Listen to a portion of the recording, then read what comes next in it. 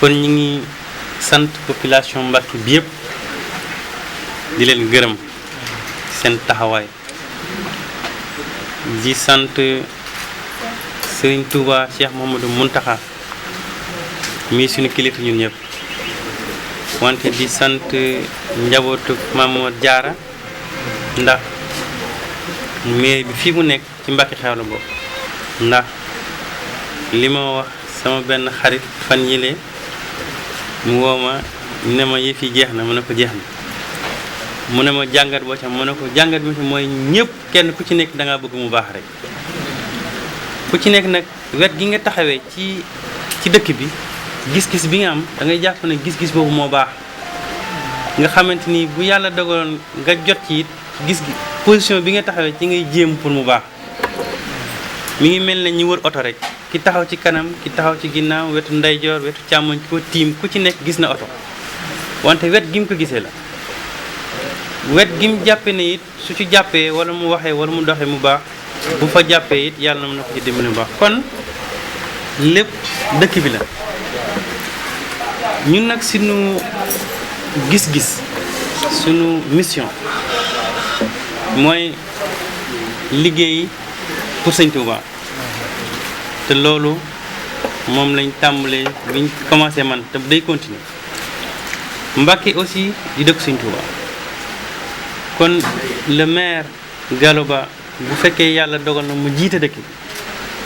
taxawaay biñ amoon ci Ibrahima Gueye yal na ko yàlla dolli leer taxawaay bu ñu toll wala bu ko raw la ñuy def ndax alali Sëñ Touba lay gérer kon ñun dañoo am obligation pour jàpp ci dëkk bi mu gën a jëm kanam ci li ñu xam ci li ñu man moo tax li tax jataay bi sax yàgg ci biir mooy bu fekkoon dañoo yem rek ci këyit liñ bind kon mënoon naa gaaw wante li ñu xam te binduñu ko lépp lu ci ëpp bokk génne nañ ko pour wax ko te it bu ma nekkee Sénégal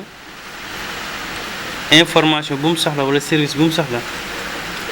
dinaa nekk à sa disposition pour l'intérêt exclusif de Mbacké nit ku nekk nag ñaan nga sa doom gën la moo tax bi ñu jotee ci dëkk bi ak beaucoup de difficultés ñu dund 7 ans de galère sama soxna dane ma sëñ Abdou choisir naa la benn sujet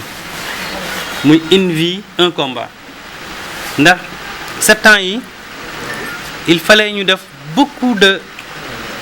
réformes il fallait ñu redresser lu bari il fallait ñu corriger lu bari loolu nag dana metti goo xamante li muy jut ci ay désagréments ñaanalu ma ko moom liggéey bi day wéy rek continuer ci côté centre de santé bi yàlla moom moo xam kiy tàmbali mais moo xam kii inauguré imagerie bi yal na yàlla dogal nga inauguré ko fekk 1 mois ndax pare na bloc bi incha allah rabbi nga tàmbali ko ndax l'argent est disponible ba tous les grands projets yi niseroon yàlla may la courage may la